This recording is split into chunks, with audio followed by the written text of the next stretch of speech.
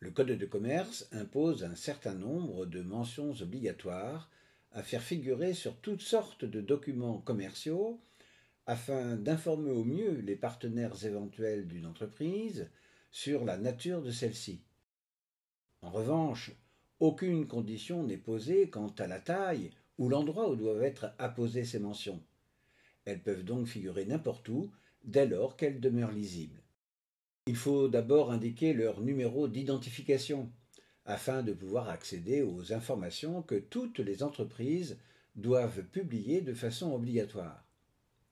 Il s'agit pour les entreprises individuelles de leur numéro sirène attribué par l'INSEE au moment de leur déclaration d'existence, mais il est cependant fréquent de voir afficher en réalité le numéro SIRET qui complète le numéro sirène par un numéro interne de classement destiné à identifier chaque lieu d'implantation de l'entreprise.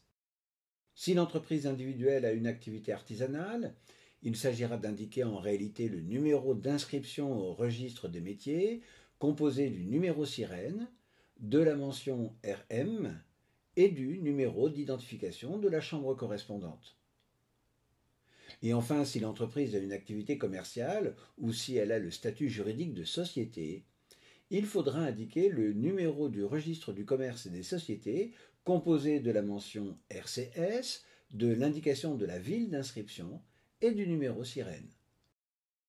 Si l'entreprise est une société, il convient d'indiquer également sa forme juridique en ayant recours à l'acronyme usuel, SARL, SNC, SAS par exemple, et pour les SA, la mention de leur organe de gestion s'il s'agit d'un conseil de surveillance et d'un directoire.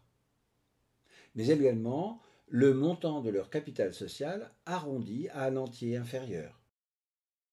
Enfin, l'adresse physique de l'activité concernée ou le siège social s'il s'agit d'une entreprise, et le non-respect de ces dispositions font encourir une amende pénale pouvant aller jusqu'à 750 €.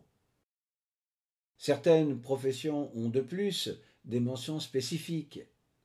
Ainsi, les professionnels du tourisme, comme les agences de voyage, doivent indiquer leur numéro d'identification à Atout France, l'opérateur français du tourisme pour le compte de l'État, qui pilote le classement des hébergements touristiques et l'immatriculation des opérateurs de voyage et de séjour.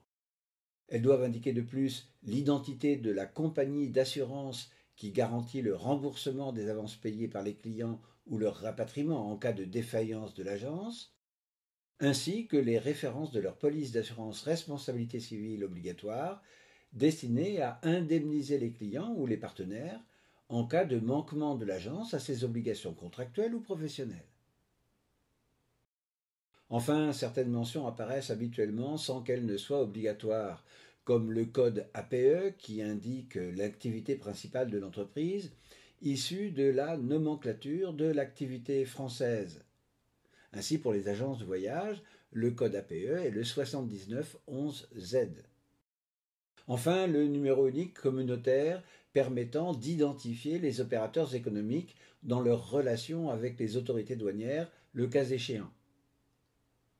Notons également que les références des contacts sur le net et les réseaux sociaux, qui n'ont rien d'obligatoire, deviennent également de plus en plus l'usage.